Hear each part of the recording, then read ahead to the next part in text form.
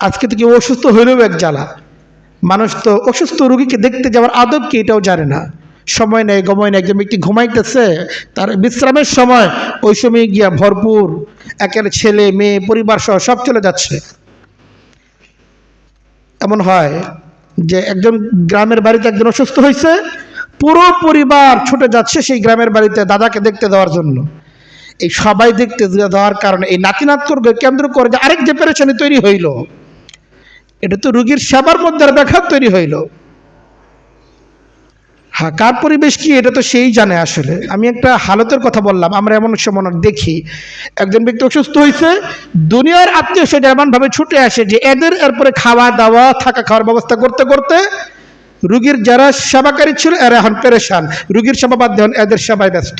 আমরা এমন 10টি আমল সম্পর্কে ইনশাআল্লাহ আলোচনা করব, যে আমলের মাধ্যমে একজন পাষাণ হৃদয়ের অধিকারী ব্যক্তির জন্য খোরাক আছে। তার হৃদয়গুলিকে কোমল করার কিছু মন্ত্র, কিছু নির্দেশনা এই সমস্ত আয়াত এবং হাদিসের মধ্যে রয়েছে। এমন কিছু আমল সম্পর্কে আমরা আলোচনা করার চেষ্টা করব। ওয়া মা তৌফিক ইল্লা বিল্লাহ। পাষাণ হৃদয়কে গলিয়ে ফেলার প্রথম এবং সবচেয়ে গুরুত্বপূর্ণ মাধ্যম হচ্ছে এই, প্রত্যেক ব্যক্তি জানে যে সে কি নাফরমানিটা করতেছে।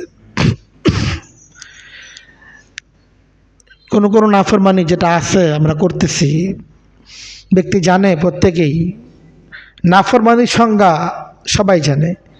একজন মুসলিম সে মোটা দাগের কি কি জিনিস হারাম এটা তার জানা আছে, কি কি জিনিস আল্লাহ তাআলার পক্ষ থেকে ফরজ এটা তার জানা আছে। কাজেই আমি যদি আমার পাষাণ হৃদয়কে কোমল করতে চাই, তাহলে যে গুনাহের মধ্যে আমি নিমজ্জিত আছি এই গুনাহ থেকে বেরিয়ে আসা চাই।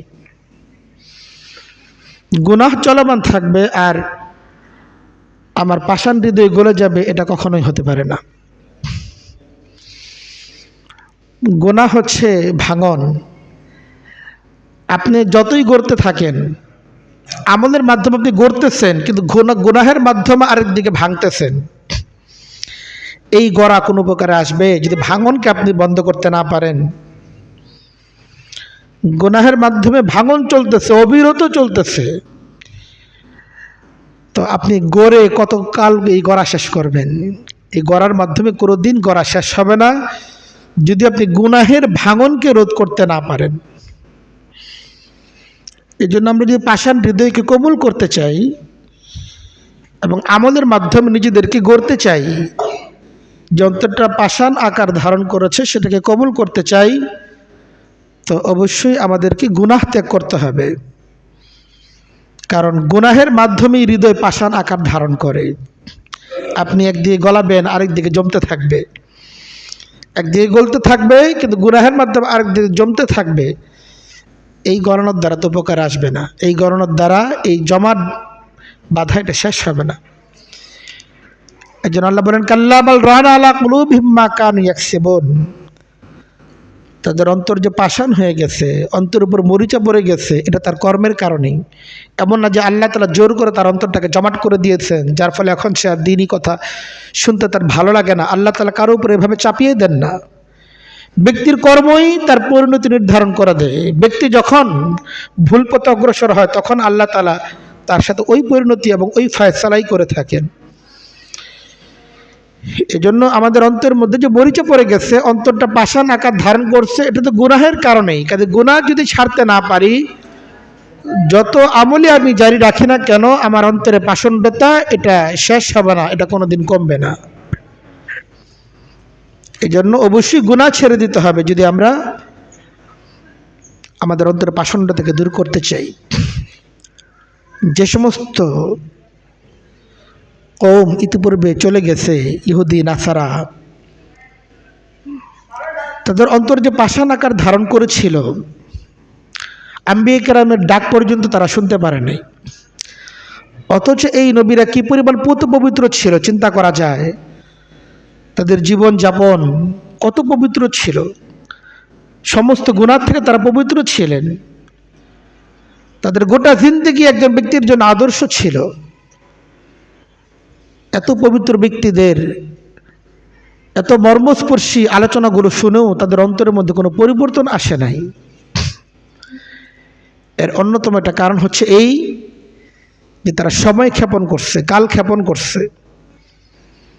যে গুনাহে তারা নিমজ্জিত হয়েছিল এটাকে ছাড় নাই, এটার মধ্যে একটা মজা পেয়ে গেছে। গুনাহেরও একটা প্রাথমিক পর্যায়ে গুনাহেরও একটা স্বাদ থাকে, যেই স্বাদের কারণে মানুষ সেই গুনাহে নিমজ্জিত হয়। তো তারাও কিছু কিছু গুনাহের মধ্যে নিমজ্জিত ছিল, কিন্তু সেই গুনাহ থেকে ফিরে আসার চিন্তাটা করে নাই, যে গুনাহটা ছেড়ে দেওয়া দরকার, ফিরে আসি, সুযোগ তো এখনো আছে, ছাড়ার প্রয়োজন মনে করে নাই। লম্বা সময় গেছে, গুনাহ চলছে তো চলছেই।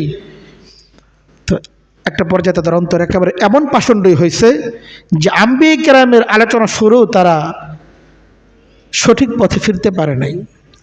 তাদের কথা আল্লাহ তাআলা পবিত্র কোরআনে কারীমের মাঝে বলেছেন, ফাবিমা নাকযিহিম মিসাকাহুম লাআন্নাহুম ওয়া জাআলনা কুলুবাহুম কাসিয়াহ। তারা আমার সাথে ওয়াদা করেছিল আমার হুকুম তারা মানবে, কিন্তু এই ওয়াদা তারা ভঙ্গ করেছে। ফাবিমা নাকযিহিম মিসাকাহুম লাআন্নাহুম, ফলে আমি তাদের উপর অভিসম্পাত করেছি, লানত দিয়েছি। ওয়া জাআলনা কুলুবাহুম কাসিয়াতান, এবং তাদের অন্তরগুলিকে আমি পাষাণ বানিয়ে দিয়েছি, এটা তাদের কর্মের কারণেই।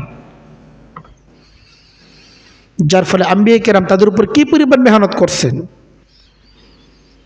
আমরা যারা নবীদের ওয়ারিস নিজেদের দাবি করি, সপ্তাহে একদিন মুসল্লিদের উদ্দেশ্যে কিছু আলোচনা করতেছি, কিন্তু আম্বিয়া কেরামের অবস্থান কি এমন ছিল? তাদের দিন রাত 24 ঘন্টার যাবতীয় ফিকির আর মেহনত ছিল মানুষের হেদায়েত কিভাবে আসতে পারে। মানুষের পিছনে দাওয়াতের কাজের মধ্যে ন্যূনতম ত্রুটি তারা করেন নাই, তাদের সম্পূর্ণ হক তারা আদায় করছেন। এত ছোট্ট মানুষ তাদের ডাকে সাড়া দেয় নাই, কেন দিতে পারে নাই? কারণ অন্তর এতটাই পাষণ্ড আকার ধারণ করছে, আম্বিয়া কেরামের আলোচনা পর্যন্ত তাদের হেদায়েতের মাধ্যম হতে পারেনি। এজন্য সেই পর্যায়ে একটা অন্তর এই পর্যায়ে পৌঁছার পূর্বেই নিজেদেরকে ফিরে আসা চাই। গুনাহ যেটা করতেছে এটা ছেড়ে দেওয়া চাই। কিছু কিছু গুনাহ আছে একজন ব্যক্তি প্রতিদিন করতেছে। কথার কথা, যে লোকটা দাড়ি কাটে এটা তো একটা অপরাধ, ইসলামী শরিয়ার দৃষ্টিতে এটা গুনাহ, সে ওয়াজিব ত্যাগ করতেছে। লক্ষাধিক আম্বিয়া কেরাম কেউ দাড়ি কাটেন নাই, কোনো সাহাবী দাড়ি কাটেন নাই। যদি দাড়ি কাটতেছেন তো অন্যায় করতেছেন, উনি জানেন কাটতেছেন, একবারে এটাকে ছাড়তে পারতেছেন না। আচ্ছা, এই লোকটা যদি 365 দিনের মধ্যে চিন্তা করে, আচ্ছা আমি প্রতিদিন কাটবো না, একদিন পরে পরে কাটবো, তবুও তো গুনাহটা অর্ধেক হয়ে গেল। 2 দিন পরে পরে করলে যেন আরেকটু কমে গেল। একবারে ছাড়তে না পারেন, আপনি একদিন পরে পরে করেন, তবুও তো আপনার গুনাহ অর্ধেক হচ্ছে।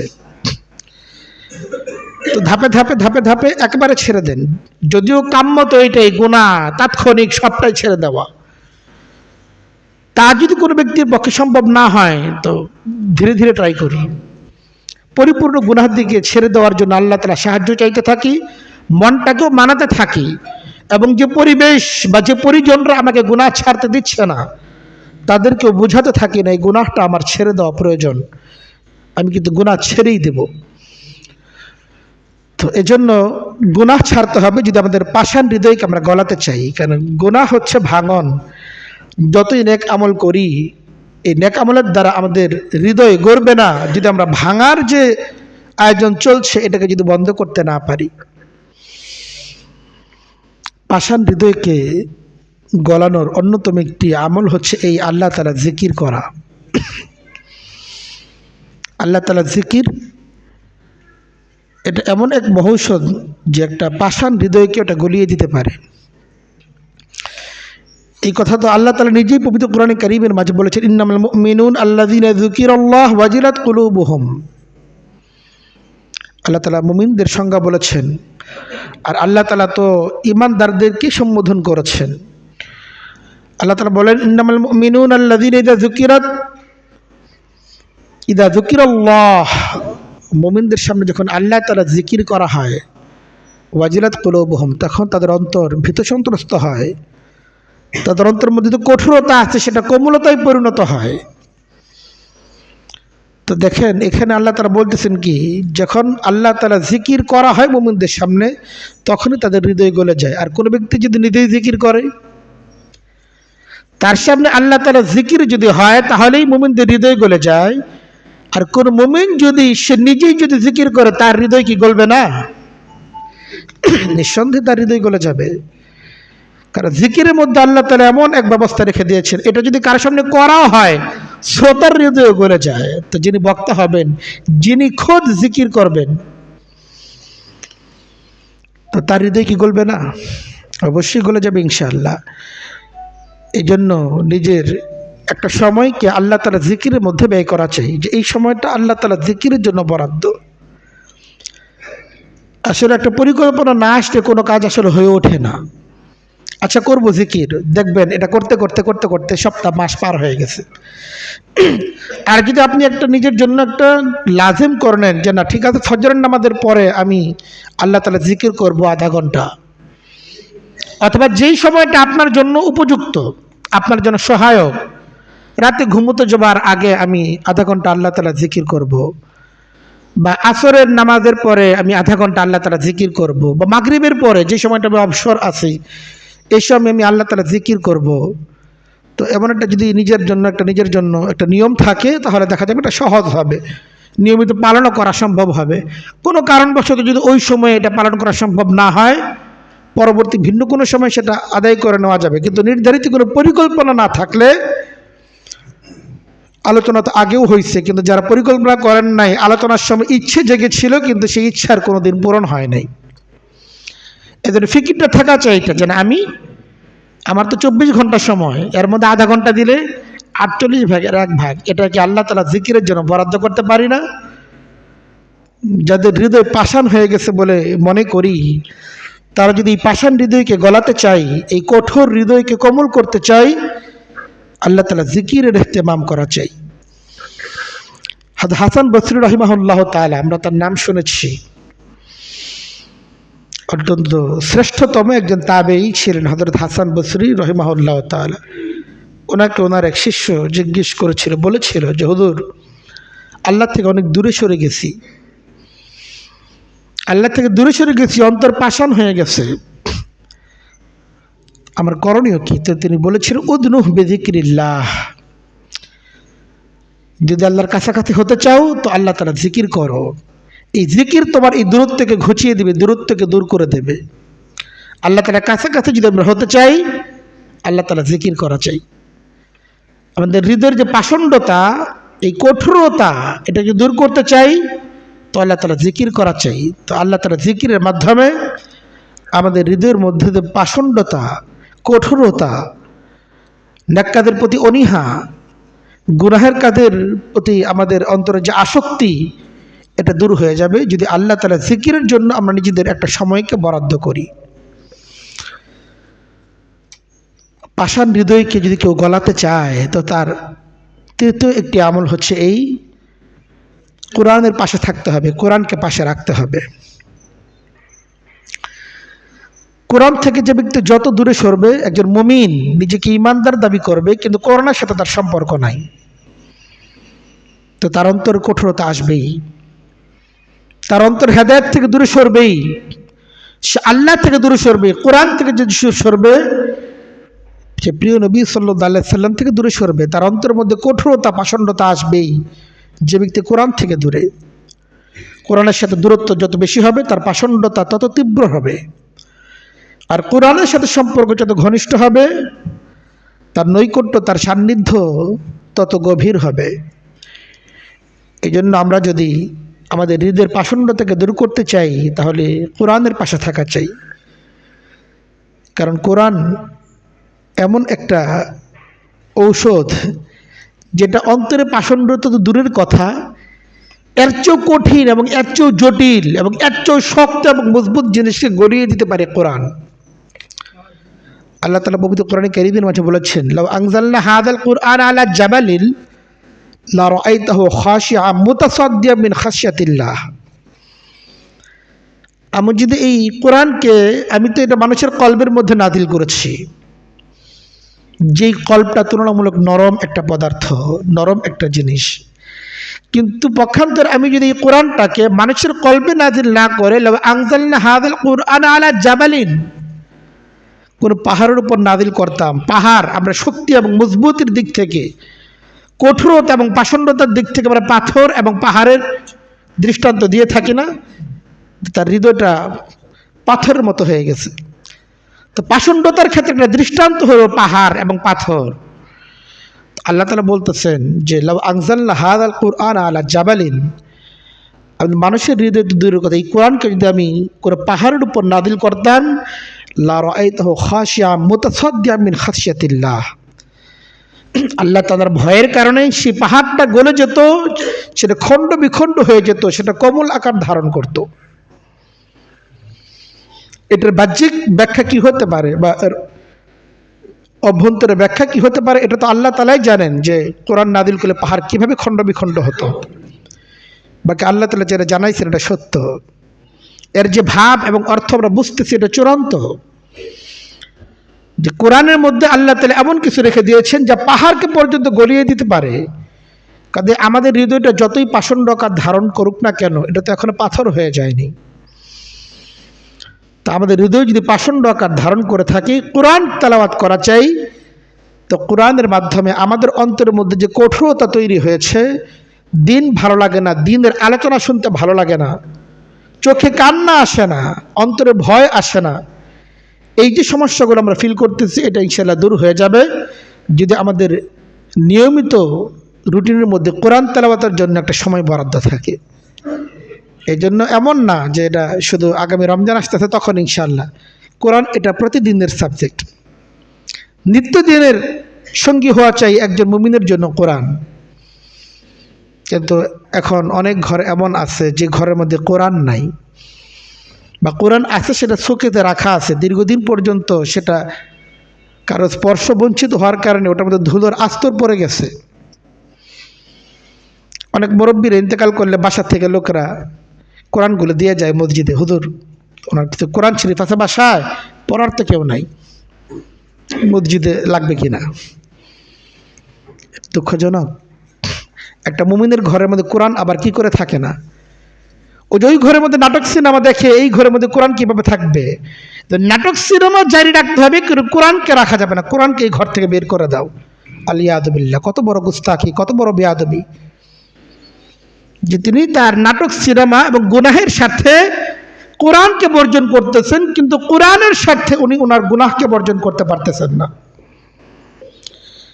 ইমানের কত নিম্ন স্তরের চলে গেলে একজন ব্যক্তির এমন কাজ একজন ব্যক্তির দ্বারা হতে পারে। তো যে কথা বলছিলাম যে আমরা আমাদের পাষাণ হৃদয়কে যদি গলাতে চাই, কোরআনের সঙ্গী হওয়া চাই।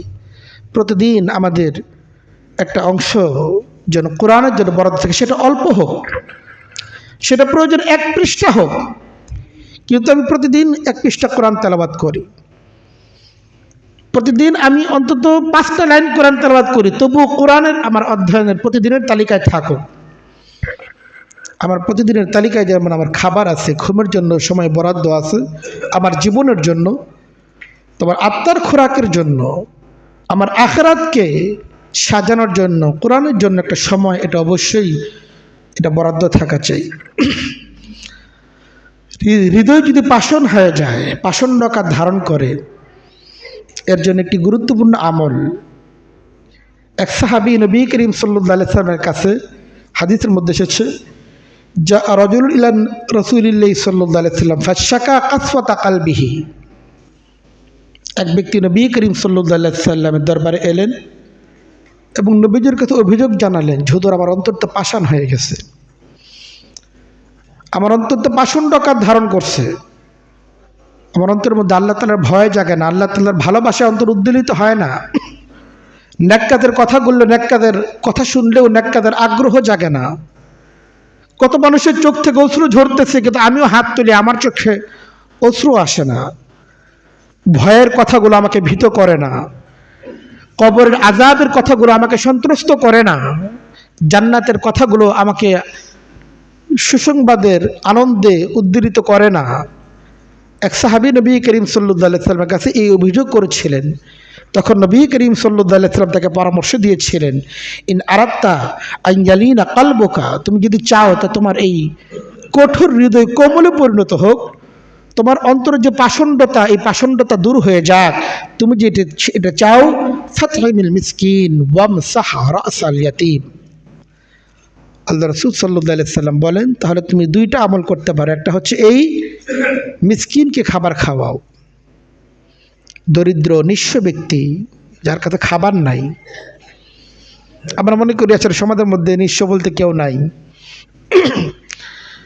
সমাজের মধ্যে গরিব বলতে কেউ নাই। এই লোকগুলো, কিছু লোক এমন আছে যারা মানুষ থেকে হাত পাততে পারে না, চাইতে পারে না, চক্ষু লজ্জার কারণে। তো যার ফলে এই লোকগুলো অনেক কষ্ট করে চলে।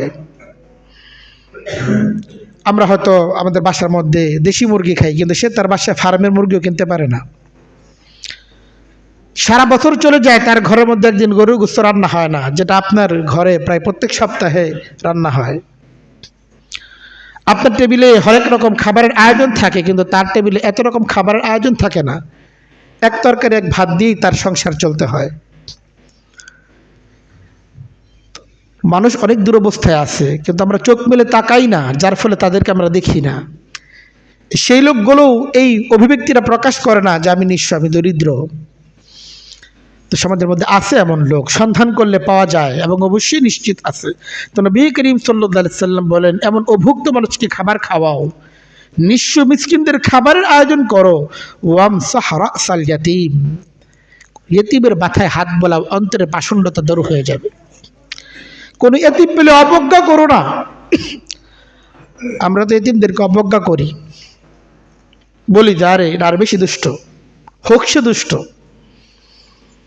একটা ইয়েতিম যে তার বাবার আদর্শ হক পাচ্ছে না, বাবার শাসন পাচ্ছে না, সে তো একটু এলোমেলোই হবে, এটাই তো স্বাভাবিক হওয়ার কথা। আমাদের এই পরিবার ব্যবস্থা, আমাদের এই সমাজ ব্যবস্থা যে ধরনের দায়িত্ব জ্ঞানহীন হয়ে যাচ্ছে, নিজেদের দায়িত্বগুলো যেভাবে ভুলে যাচ্ছে। কারণ যদি বাবা মারা যায়, এই সমাজের মধ্যে তাকে দেখার কে আছে? যার জন্য দাদা একটু করবে, এটা অন্যান্য চাচারা রাজি হয় না, সুযোগ দেয় না। সমাজ অসহায়কে আর অসহায় দেখতে চায়, তাকে ভিখারির বেশি দেখতে চায়, অন্যের সামনে সে হাত পাতবে, এটাকেই সমাজ দেখতে ভালোবাসে। তো নবী করিম সাল্লাল্লাহু আলাইহি সাল্লাম বলেন, ওয়ামসাহ রাসাল ইয়াতীম, ইয়েতিম সে যেই হোক না কেন, সে যেমনই হোক না কেন, তার মাথায় হাত রাখার মধ্যে তোমার অন্তরের ব্যাধির চিকিৎসা আছে। আমাদের অন্তর যে পাষাণ হয়ে গেছে, অন্তরে পাষণ্ডতা দূর করার একটা মাধ্যম হচ্ছে এই ইয়েতিমের মাথায় হাত রাখা। তার মাথায় হাত বুলিয়ে দেন একটু আদরের সাথে, সোহাগের সাথে, কারণ তার তো বাবা নাই, তার মাথায় কে হাত বুলিয়ে দেয়? আপনি যখন আপনার সন্তানকে মাথায় হাত বুলিয়ে দেন, একজন ইয়েতিম আপনার সমাজে আছে, হয়তো আপনারই চেনা জানার মধ্যে কেউ আছে, তার কথা একটু কল্পনা করেন। আজকে তার বাবা থাকতো, আপনি যেমন ঘরে যাবেন, আপনার সন্তান দৌড়ে আপনার কোলে আশ্রয় নেবে, কিন্তু সেই সন্তান কার কোলে আশ্রয় নেবে? এমন এতিমদেরকে দেখবে কে? তাদের মাথায় হাত বুলাবে কে? আমাদের সমাজে এমন অনেক এতিম আছে যাদের মাথায় কেউ হাত রাখে না, তাদেরকে দূর দূর করে সমাজে তাড়িয়ে দেওয়া হয়। আমাদের যাদের অন্তর পাষাণ আকার ধারণ করছে, এই পাষাণটা থেকে দূর করতে চাই, নেন খোঁজ নেন সমাজে কে এতিম আছে, তার কাছে যান, তার মাথায় একটু হাত বোলান, দেখবেন আপনার অন্তরের মধ্যে কত প্রশান্তি কাজ করতেছে। অন্তরের মধ্যে যে গুনাহের স্তর জমে গেছে, এগুলো নিমিষেই ধুয়ে মুছে সাফ হয়ে যাবে এতিমের মাথায় একটু হাত বোলানোর মাধ্যমে। এই পরামর্শ আমার পরামর্শ না, এই পরামর্শ মুহাম্মদুর রাসূলুল্লাহ সাল্লাল্লাহু আলাইহি সাল্লামের পরামর্শ। নিঃসন্দেহে এতিমের মাথায় হাত বোলানোর মাঝে আমাদের অন্তরের রোগের চিকিৎসা আছে। যদি কেউ অন্তরের পাষণ্ড থেকে দূর করতে চায়, তার জন্য আরো কিছু পরামর্শ। হযরত উম্মে দারদা রাদিয়াল্লাহু তাআলা আনহু, একজন হচ্ছে আবু দারদা রাদিয়াল্লাহু তাআলা আনহু, তার স্ত্রী উম্মে দারদা রাদিয়াল্লাহু তাআলা আনহু। তো তিনি একজন সাহাবিয়া ছিলেন, অত্যন্ত জ্ঞানী এবং মেধাবী ছিলেন। আবু দারদা রাদিয়াল্লাহু তাআলা আনহু তিনি অত্যন্ত ফকিহ সাহাবী ছিলেন, অত্যন্ত জ্ঞানী সাহাবী ছিলেন। তো তার স্ত্রীর কাছে এক ব্যক্তি গেল এবং তার কাছে গিয়ে বলল যে, ইন্নাবি দাআন মিন আযামি দাই ফাহাল ইনদাকে দাওয়াউন। তো গিয়ে বললেন যে আমার একটা ব্যাধি আছে, যেটা অত্যন্ত মারাত্মক একটা ব্যাধি, আপনার কাছে কি এই ব্যাধির চিকিৎসা আছে?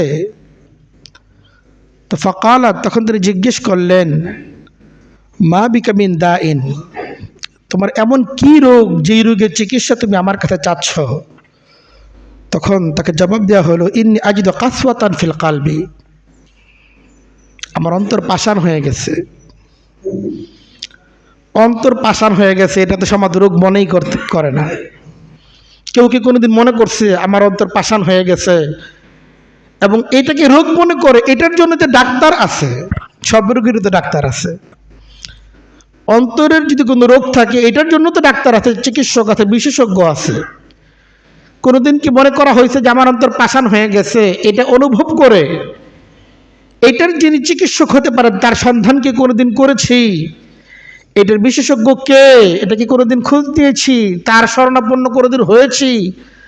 তাকে গিয়ে কি জানিয়েছি হযরত আমার অন্তরের মধ্যে এই অবস্থা, এটা দূর করার উপায় কি?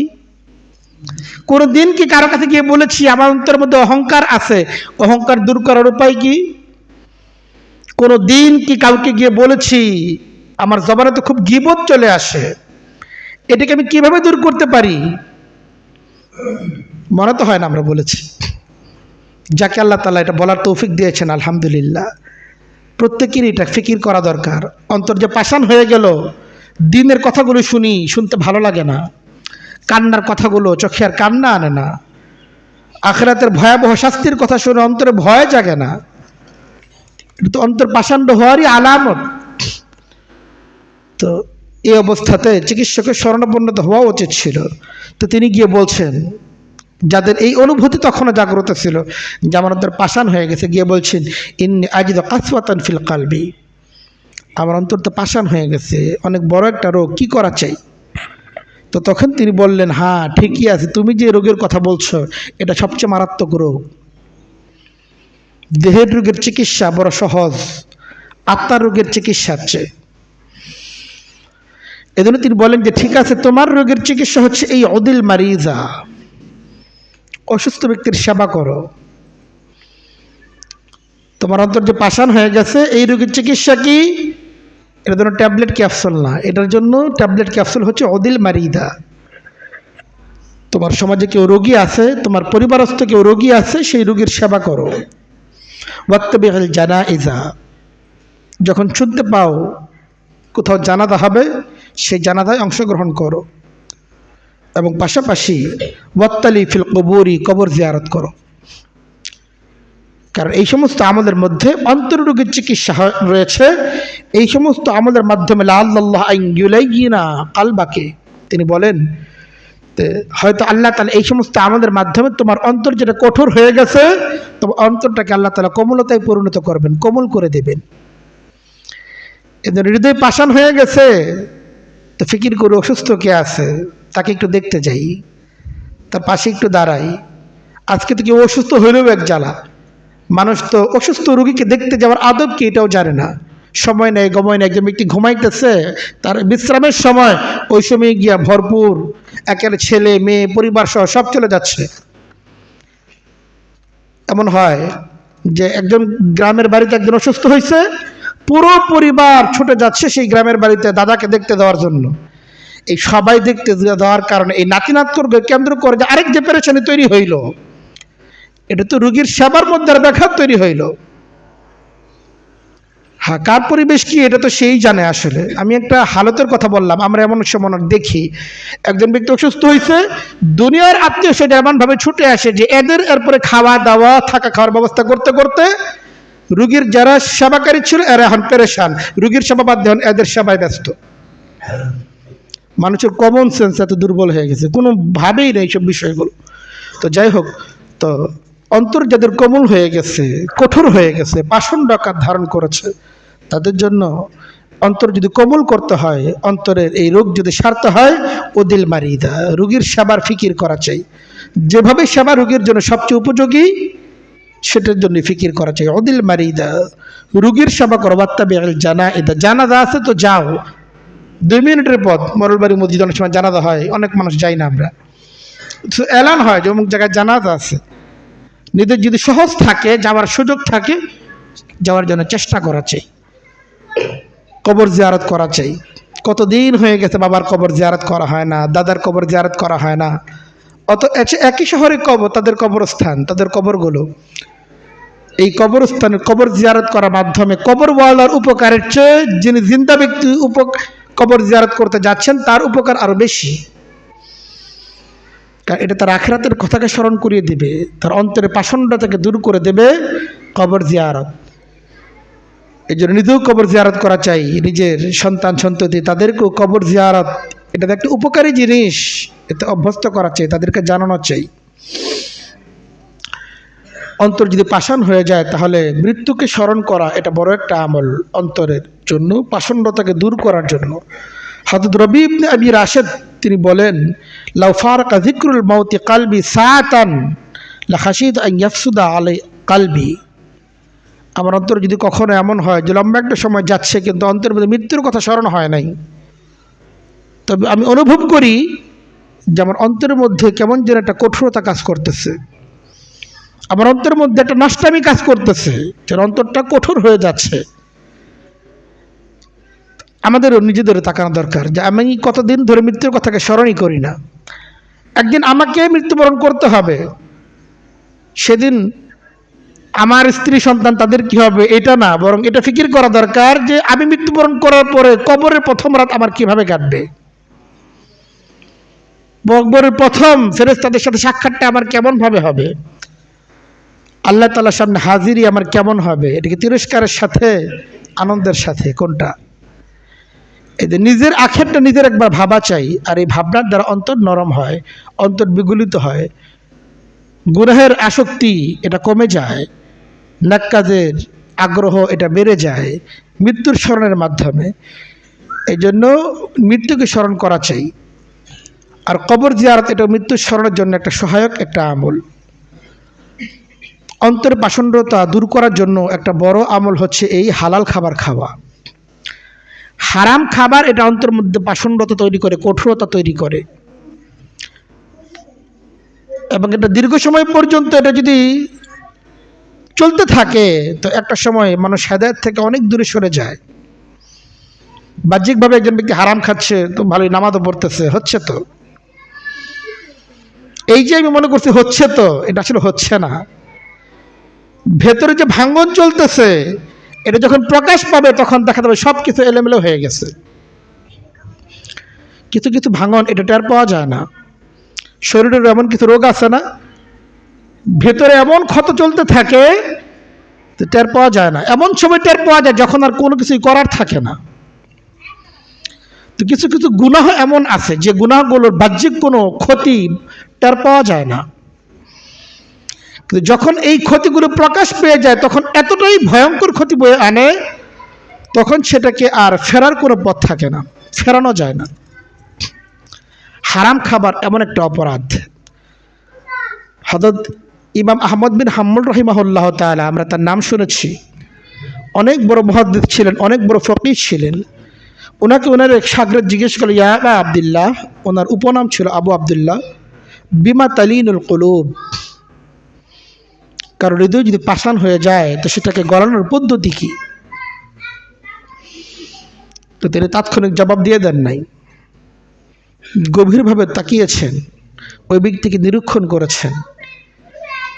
তো বারংবার জিজ্ঞাসার পরে তিনি জবাব দিয়েছেন, বি আকলিল হালাল, অন্তর যদি নরম করতে হয় তো হালাল খাবার খাও।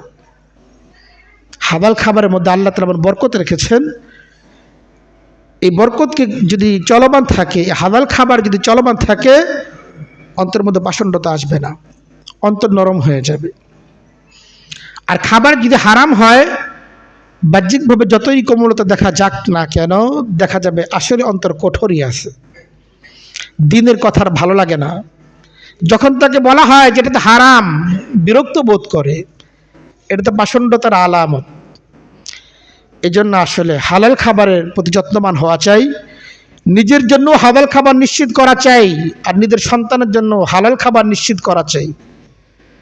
হারাম খাবার এটা এতটাই ভয়ানক যে যে ব্যক্তি হারাম খাবার খায় আল্লাহ তাআলা তার দোয়াও তো কবুল করেন না। সেটা একটা ভিন্ন লম্বা চড়া আলোচনা।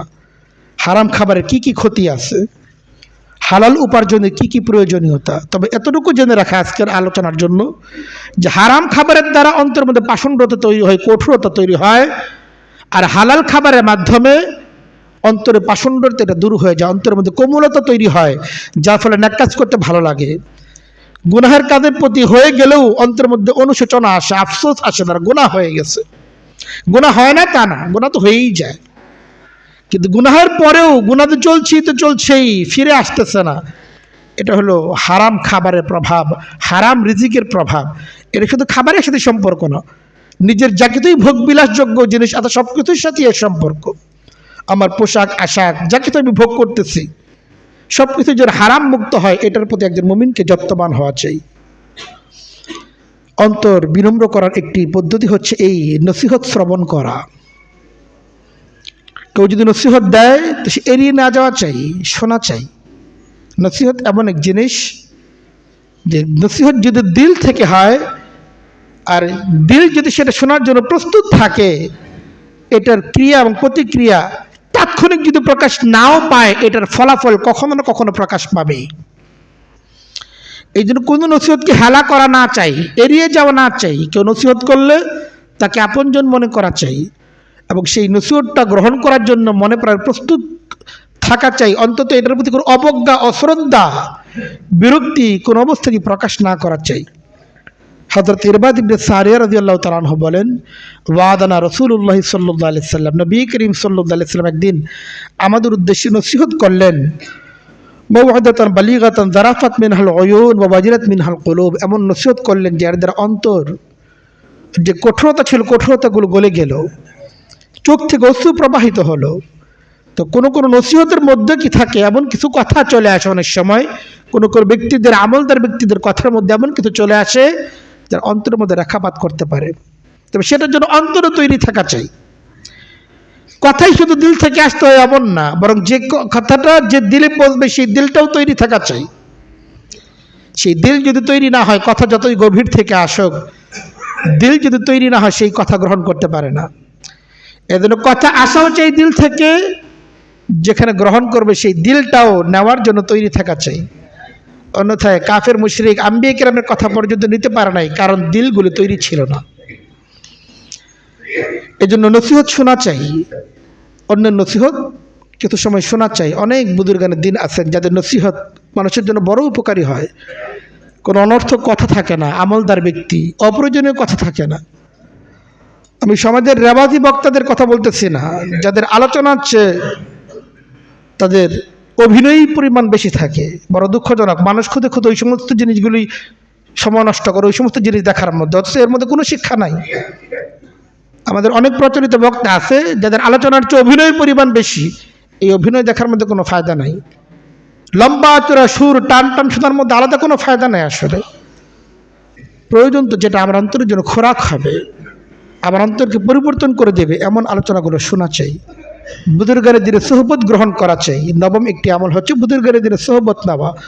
অন্তরকে যদি কঠোরতা যদি দূর করতে, হযরত জাফর ইবনে সুলাইমান রাহিমাহুল্লাহ তাআলা তিনি বলেন, কুনতু ইদা ওয়াজাদতু মিন কাসওয়াতি কালবি, আমি যখন অনুভব করতাম যে আমার অন্তর খুব কঠোর আকার ধারণ করতেছে, তখন আমি চলে যেতাম গাদাউতু ওয়া নাযারতু ইলা ওয়াজহি, তখন আমি চলে যেতাম এবং জনক বুজুর্গ, তার নাম ছিল হযরত মুহাম্মদ ইবনে ওয়াসি, অত্যন্ত বড় সাধক বুজুর্গ ছিলেন, ওনার চেহারার দিকে তাকিয়ে থাকতাম। ওনার এই অল্প সময় ওনার পাশে বসে থাকা, ওনার চেহারার দিকে তাকিয়ে থাকা, এটা আমার অন্তরের যে কঠোরতা সেটাকে দূর করে দিত। এখনও সমাজের মধ্যে কিছু ব্যক্তি আছেন যাদের সংস্পর্শ আপনার অন্তরের কঠোরতা থেকে দূর করে দিতে পারে, যাদের চেহারার মধ্যে এমন নূর আল্লাহ তাআলা রাখছেন, আপনার যদি চোখ থাকে দেখার, সেই চোখ দিয়ে তাকালে সেই চেহারার নূর এটা অনুভব করা যায় এবং অন্তরের মধ্যে সেটার প্রভাব এটা পাওয়া যায়। এজন্য সেটাও ফিকির করা চাই। দশম আমল অন্তরের কঠোরতা দূর করার জন্য, সেটা হচ্ছে এই গুনাহ তো ছাড়তেই হবে, নেক আমল তো করতেই হবে, পাশাপাশি আল্লাহ তাআলার কাছে দোয়া এবং রোনা জারি এটা অব্যাহত রাখা চাই। যে আল্লাহ, আমার অন্তরটা পাষাণ হয়ে যাচ্ছে, কেন দিনের কথা আমার ভালো লাগে না, কেন হারাম থেকে একজন ব্যক্তি আমাকে ছাড়তে বলতেছে, এই কথাগুলো শুনে আমার কেন বিরক্তি আসতেছে, নেক আমলের কথা বলা হচ্ছে, কেন নেক আমলের আগ্রহ জাগতেছে না, এত ফজিলত শুনতেছি এরপরে কেন আগ্রহ জাগতেছে না। আল্লাহ তাআলার কাছে দোয়া করা চাই। নবী করিম সাল্লাল্লাহু আলাইহি ওয়াসাল্লাম নিজেও আল্লাহ তাআলার কাছে দোয়া করতেন, আল্লাহুম্মা ইন্নী আউযু বিকা মিন ইলমিন লা ইয়ানফাউ ওয়া মিন কলবিন লা ইয়াখশাহু, হে আল্লাহ, এমন জ্ঞান থেকে আপনি আমাকে নিরাপদ রাখেন। আশ্রয় প্রার্থনা করতেছি আমি আপনার কাছে, যে জ্ঞান কোনো উপকারে আসে না। আমাদের অনেক জিনিস জানা আছে, যেই জানা কোনো উপকারই না। অনেক জিনিস আমরা জানতে চাই, অথচ জানার মধ্যে কোনো ফায়দা নাই, না দুনিয়ার ফায়দা না আখিরাতের ফায়দা। তো নবী করিম সাল্লাল্লাহু আলাইহি ওয়াসাল্লাম আল্লাহ তাআলার কাছে এটা আরজ করতেন, দোয়া করতেন, আল্লাহুম্মা ইন্নী আউযু বিকা মিন ইলমিন লা ইয়ানফাহু, হে আল্লাহ, যে জ্ঞানের মধ্যে কোনো উপকার নাই এমন জ্ঞান থেকে আপনার আশ্রয় চাই। ওয়া মিন কলবিন লা ইয়াখশাহু, যন্ত্রগুলো কঠোর আকার ধারণ করে, অন্তর পাষাণ আকার ধারণ করে, কোমল হয় না, হে আল্লাহ এমন কলব থেকে আপনার আশ্রয় চাই। আল্লাহ তাআলা আমাদের অন্তরগুলোকে, অন্তরে পাষণ্ডতাগুলোকে দূর করার তৌফিক দান করেন, আমাদের অন্তরগুলোকে কোমলতা দান করেন। যে আমলের দ্বারা অন্তর কোমল হয় সে আমল করার তৌফিক দান করেন, যে আমলের দ্বারা অন্তরগুলো পাষাণ হয়ে যায় আল্লাহ তাআলা সেই সমস্ত আমল থেকে আমাদেরকে হেফাজত করে নেন। ওয়া আখিরু দাওয়ানা আলহামদুলিল্লাহি রাব্বিল আলামিন।